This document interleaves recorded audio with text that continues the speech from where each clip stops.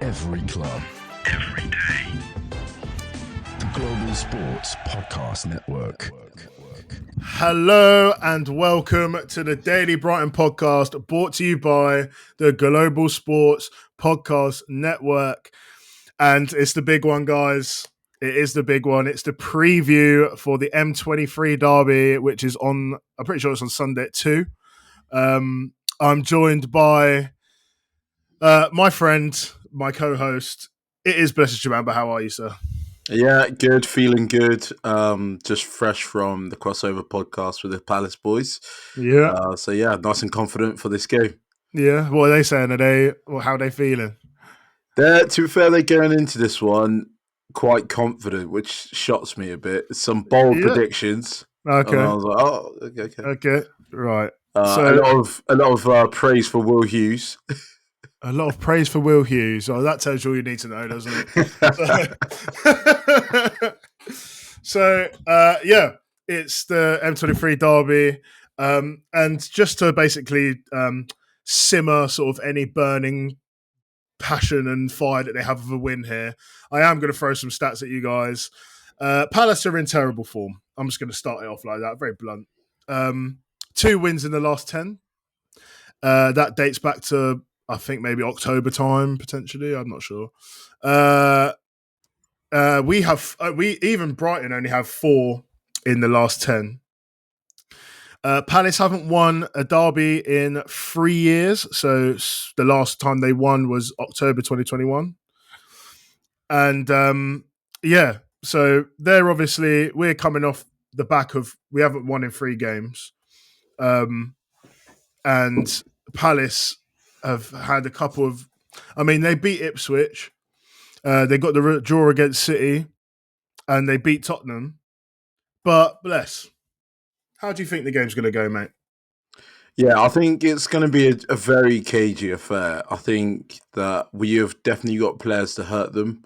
But at the moment, we are lacking that consistency. And again, I've said it in the previous podcast, it's what Brighton's going to turn up, because we've seen so many different versions of this same team and different performances. And if we get the correct one, I think we beat them. However, we have been struggling and we need to sort of patch up the little mistakes we have been making. But no better way than doing it at a derby in front of our own fans. Like, this is a good sort of starting point to, get a run going again, get the mood better in the camp as well. Mate, to be honest, for me, it's one of those things where we have seen maybe a potential, and I brought this up, I can't remember, I think it was with Jimmy, I brought this up, and I said, I feel like certain teams play, I think it was talking about Fulham actually, certain teams play better when good teams sort of come into town or they're going away to a better team. And obviously we're a better team than Crystal Palace. I don't think anyone could really doubt that. But I feel like we're going into this game and the chances are we're probably going to see the best version of Crystal Palace. I don't know what the best version of Crystal Palace looks like. I don't think Crystal Palace fans really know what the best version of Crystal Palace look like, because they haven't been very good this season at all. Such a jab, but you said it so calmly. But like, they are currently sitting, I think they're 17th. It has been a poor run of form all season. They've really struggled in front of goal. They've not been terrible defensively, but they've also not been great. But I just want to get your thoughts on, like, in terms of their sort of run of form, how much do you think that this win can, like, sort of turn their season around if Palace were to win? Yeah, I think it's definitely a opportunity for them as well, because at the end of last season, when Glasner came in, it was sort of like a honeymoon period where they picked up form towards the end, but this season it hasn't been the same. In my opinion, they've definitely got it wrong in terms of recruitment and what they did with that Elise money, because they were just, it looks like they weren't looking and they were just going like that. And that's caused them to struggle this year. However, that sort of point against Man City, even though the Palace boys at GSPN were saying they were disappointed. That point against Man City, brother. they probably weren't expecting that, so they're happy with that. So they go into this one with a little bit more confident.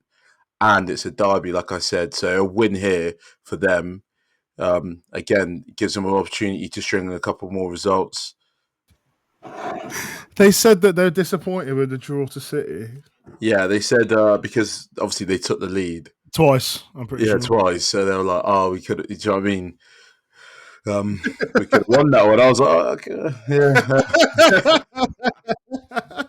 I mean, I do understand it. And obviously you do think to yourself like, oh, well, we have thrown the lead away twice. But, I mean, they've been so poor.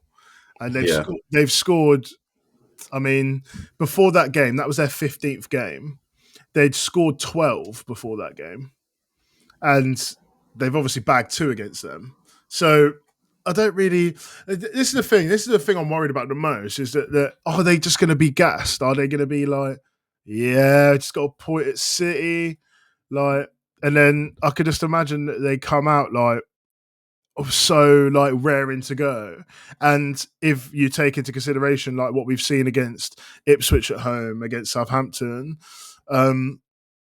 like I feel like we're going to be approaching the game similar because it's lesser opposition. Yeah. And if we do that, then we saw what happened in those two games. We were lackadaisical and we didn't really come away. We didn't come away with maximum points. So where we really should have. So that's one thing that I'm worried about. I don't really want to see that like at all. Yeah, I think they're going to be buzzing for it. Like when we were talking about the game, they also brought up Mateta, and they're like, "Oh yeah, Mateta's been causing issues." The only team he's caused issues for, I'm pretty sure, is Ipswich. But like they feel like their team's picking up a bit of momentum compared to right at the start of the season. And you're right, if we don't turn up again, if they're coming in trying to be aggressive, stepping up, and you know the system they play is already awkward to play against. If we're not on it, we really could suffer. Okay. So, in the next segment, we are going to talk about Palace a little bit more. We're just going to sort of give a little bit of a deeper dive into sort of what's going on, what's going wrong, what could go well, and we will see you after this short break. This podcast is brought to you by the Global Sports Podcast Network, the only network bringing you exclusive daily news and views on your Premier League team, the Premier League as a whole, women's football and fantasy football. A unique listening experience that puts fans first, bringing you the very latest breaking news from your team. Subscribe wherever you get your podcasts and make us your first listen every day. Global Sports Podcast Network. Every club, every day. And we are back. Segment 2. Bless and Joe together. BLM combination.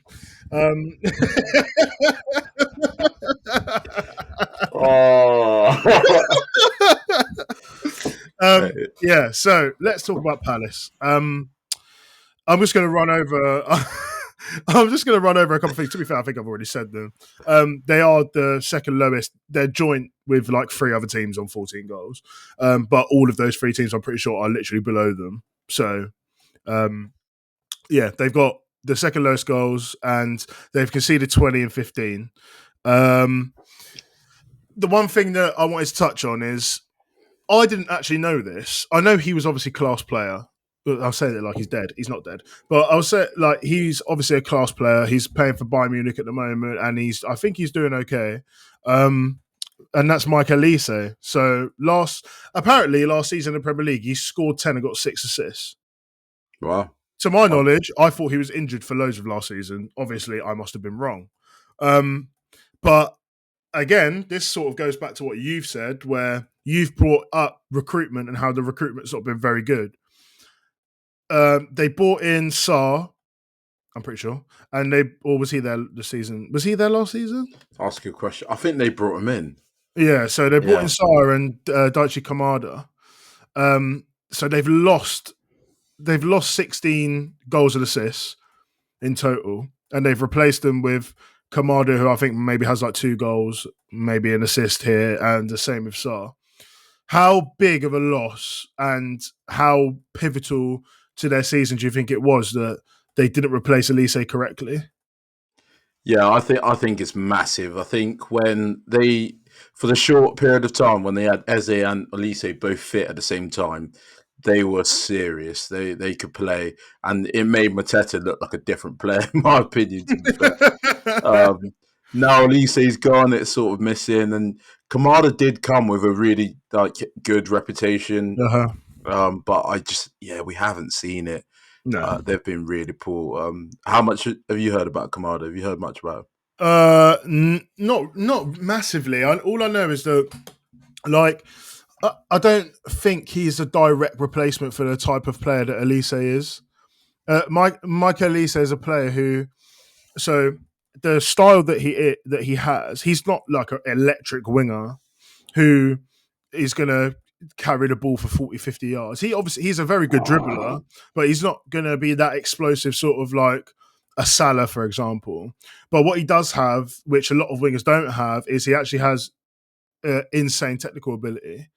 And also, he's like a mid to low block killer, because the crosses that he puts into the box, coming inside on the left foot, sort of hooking it around to the back post, that sort of thing is so vital for. And it's a bit different as well, because he's not normally playing against low blocks, because like teams aren't going to go to Palace and basically sit on the edge of their box unless they're fighting for relegation at the end of the season. It'd be very contextual for them to do that. But I don't think Kamada comes with a reputation of those sort of numbers.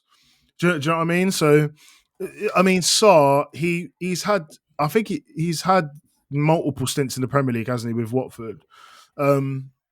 And he doesn't seem to have really kicked on from the sort of player that we were talking about maybe like 4 or 5 years ago, potentially.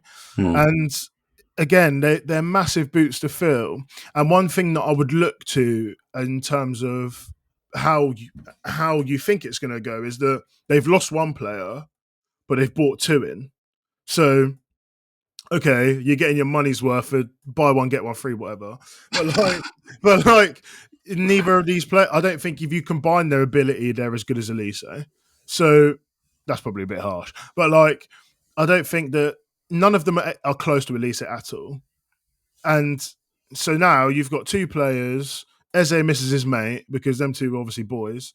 Mateta is literally just now looking like Wesley that used to play for Aston Villa. Oh, mate, Wesley. So, like, I don't really know. I think it's an issue, and it's an issue that, I mean, now the money's gone now. So what are you going to do? You have to sell Eze and then try and hope that you find Elise and Eze together and then buy one get one free. I don't think it's going to work. But another thing that I want to talk about again with the recruitment is Joachim Andersen. He's also left. And they brought in, is it Maxime Lacroix? Yeah. That's decent, man. I might be French today. But like, again, if you think about the struggles going forward, not only is he a pretty solid centre-half anyway, but he's also a very gifted passer. And I feel like players like Mateta, players like Eze, any sort of player who wants to even get in behind. I'm not saying that Mateta does. Mateta definitely doesn't. But like when you're running a channel and you're sort of penned in a little bit, it's so good to have a player who could just spray it through into that channel, and it gets you up the pitch, and like things can happen from that. He's very good in the build-up, but they've lost that and they've replaced it with that matey from FIFA who's really fast.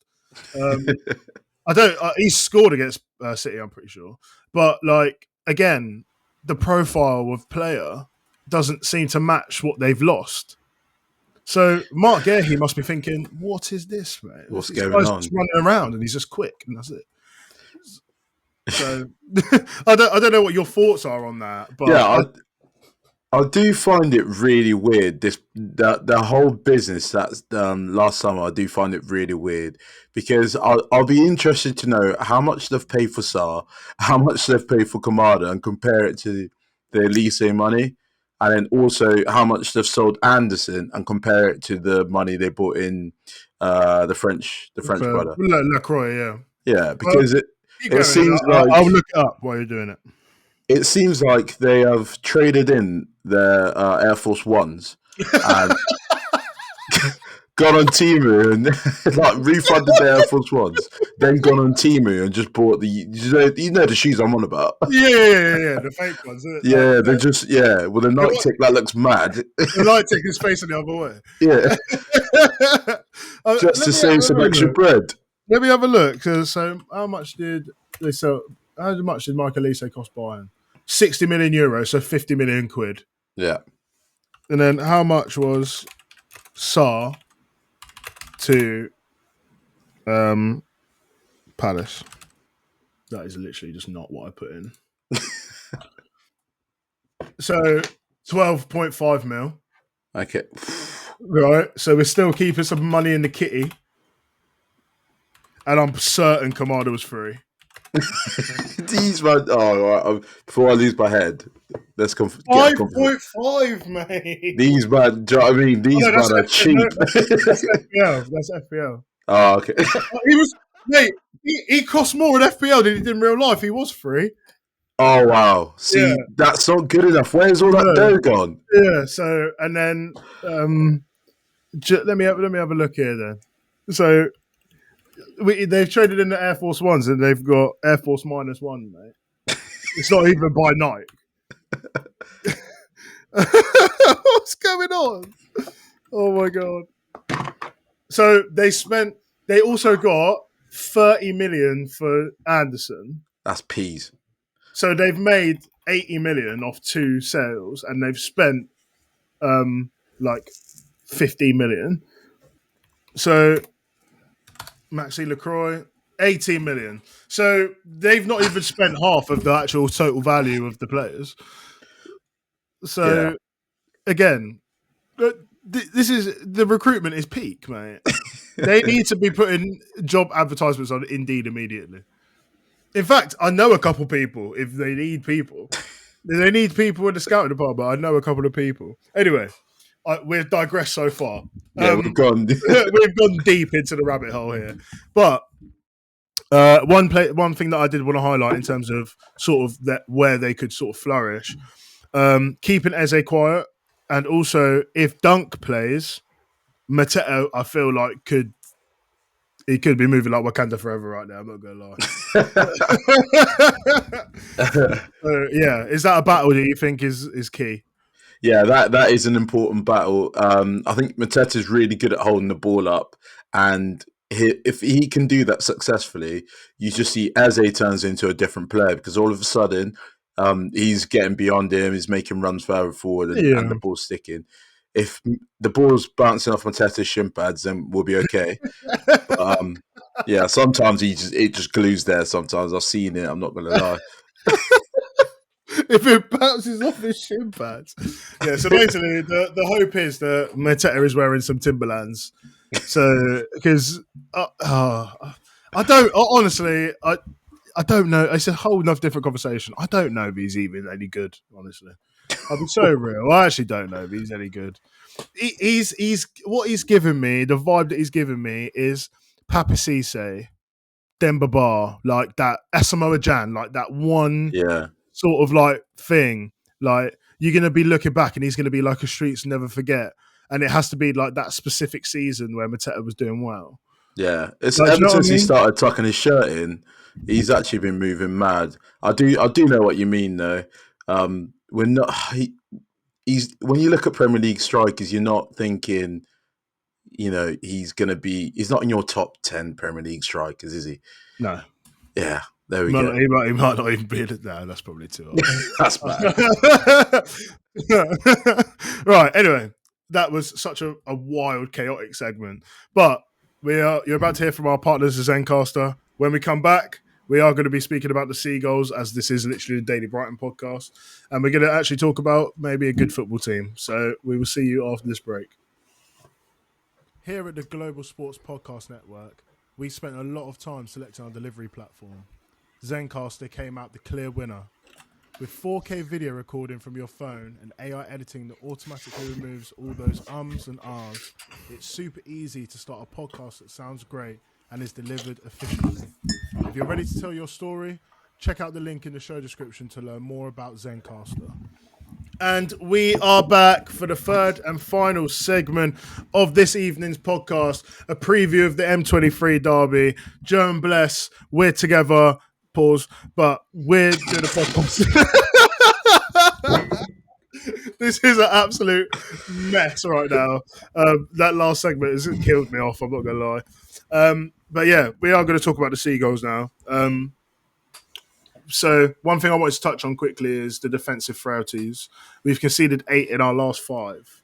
So how do you think that we can stop this? I have some ideas, but I don't know if I can email Hertzler to get them over to him in time. But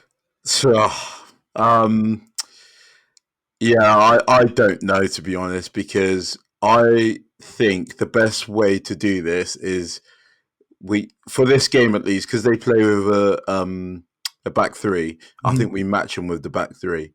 Oh, really? But on evidence, we have smelt bad with a back three. So I'm really not sure. I think I'll probably just stick to our guns and hopefully we are just a better footballing team and we win it that way. But I don't know, mate. Man, I'll be real.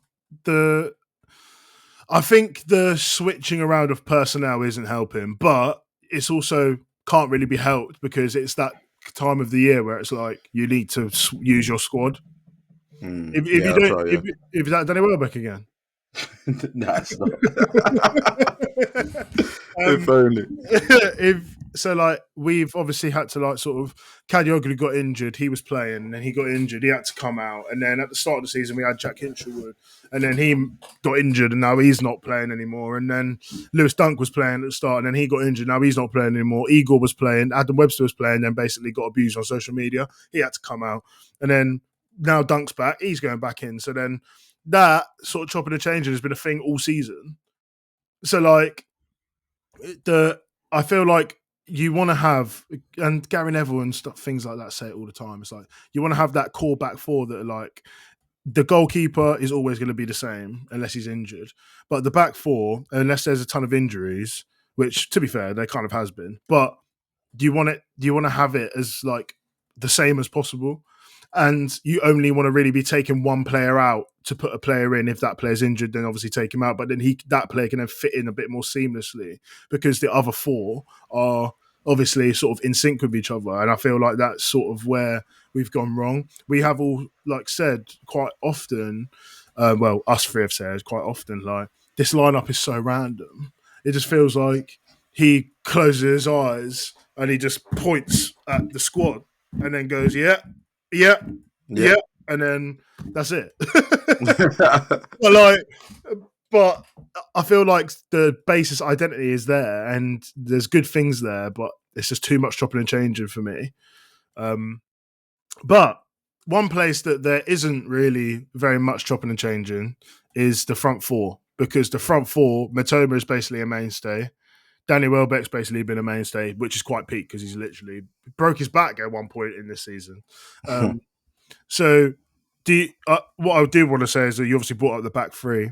Are we going for Ruta or are we going for Minta?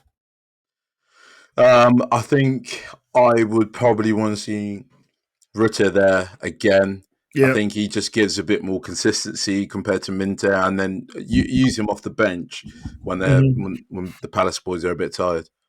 Yeah. So for me, I am thinking more about the 3 at the back and the spaces that leaves, especially if Mitchell and Munoz are going to be quite high up, because I imagine that's going to be who plays there.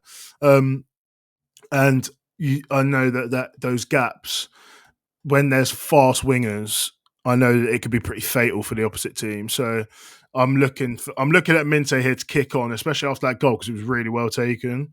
Yeah. And I do want to see sort of that next step for him now that he's sort of like fully integrated back into the squad again. And lastly, we know they're obviously gassing up Will Hughes. I don't even know, does Will Hughes even start for them? Yeah, Will Hughes starts alongside either Decore or Lerma, to be fair. Oh, all right. So obviously that's a very workman-like midfield, isn't it? There's sort of I wouldn't say there's masses of technical ability in that midfield. But who are we going for the two? Who do you think we're going for the two? Because I'm a bit worried about a couple of man. Yeah, I don't want to see the midfield we had at Liverpool of Hinchelwood and Ayari. I don't want to see those boys in there. They didn't deserve that because they'll get taken to school if they did that. I definitely want to see Belieber in there. I think we need to, like you said, match them up with the physicality in there because it is a workman-like midfield. To partner him, I think you can pick either or. I'm not feeling Matt O'Reilly in this game. He almost died at Crawley. So what do you think Lerma's going to do to him, mate? Lerma could literally actually kill him. I'm not going to lie. I just think he's a little bit like, I don't get it because he was playing in Scotland. I guess they just can't really get close to you over there. Yeah. Because like here, I feel like he doesn't seem like off it in terms. Well, he is off of it. He's going to be off of it for the pace anyway. But like defensively, it doesn't seem massive, like quite there yet. I don't know whether that's something that will come or whatever. But like maybe he's sort of second guessing because of the injury that he got. But I think Belieber and. Do you know what? I think Belieber and Ayari, I think, wouldn't be a bad shout because at least Ayari can sort of like hound. He'll work just as hard as theirs. So, I think I'll go for Belieber and Ayari. I think that's a decent midfield to sort of combat what's going on there. But anyway, we are coming towards the end, Bless. Score predictions. What are you going for? I'm going to go for a Danny Welbeck hat trick. I've got a reason as well.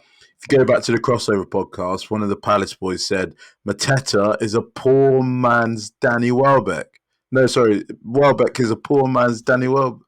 I've done this so badly. Let me try again. Go on. He said Danny Welbeck is a poor man's Mateta. All right, so I'm going Danny Welbeck hat trick.